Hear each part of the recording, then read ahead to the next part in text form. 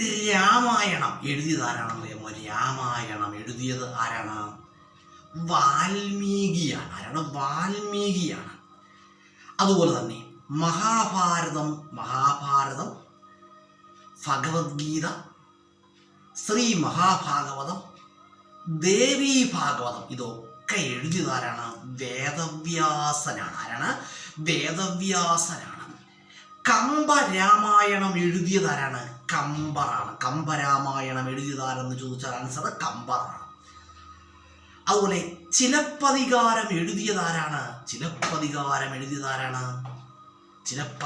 എഴുതിയത് ഇളങ്കോ അടികളാണ്. ആരാണ്? ഇളങ്കോ അടികളാണ്. അതുപോലെ തന്നെ കൃഷ്ണഗാഥ എഴുതിയത് ആര്? കൃഷ്ണഗാഥ എഴുതിയതാരാണ്?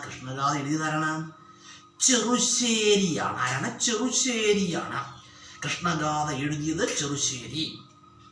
അതുപോലെ തന്നെ പറയുകയാണെങ്കിൽ രാമായണം കിളിപ്പാട്ട്, മഹാഭാരതം കിളിപ്പാട്ട്, അതുപോലെ തന്നെ ശ്രീ മഹാഭാഗവതം കിളിപ്പാട്ട്, അതുപോലെ തന്നെ ഹരിനാമകീർത്തനം ഇവയൊക്കെ എഴുതിയതാരാണ്?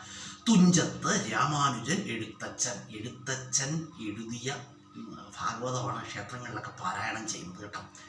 നമ്മൾ ക്ഷേത്രങ്ങളിലൊക്കെ ഭാഗവത പാരായണം നമ്മൾ കേട്ടിട്ടുണ്ടല്ലോ. അപ്പം ഇത് എന്ന് പറഞ്ഞാൽ എഴുത്തച്ഛൻ്റെ ഭാഗവതമാണ് ക്ഷേത്രങ്ങളിലൊക്കെ പാരായണം ചെയ്യുന്നത്.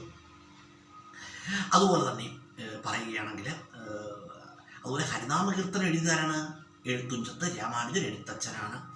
തിരുക്കുറൾ എഴുതിയത് ആര്? തിരുക്കുറൾ എഴുതിയത് തിരുവള്ളുവരാണ്. ആരാണ്? തിരുവള്ളുവരാണ്.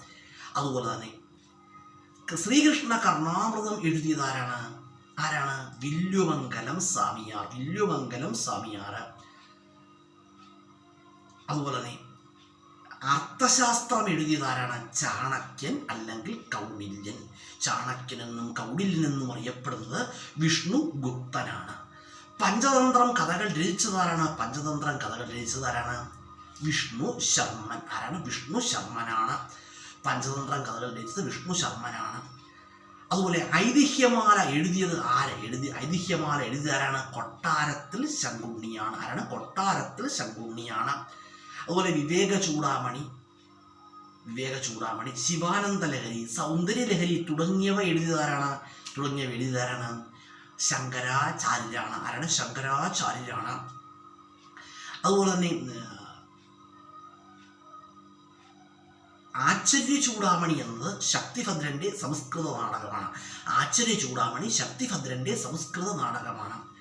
അതുപോലെ തന്നെ പറയുകയാണെങ്കിൽ അതുപോലെ തന്നെ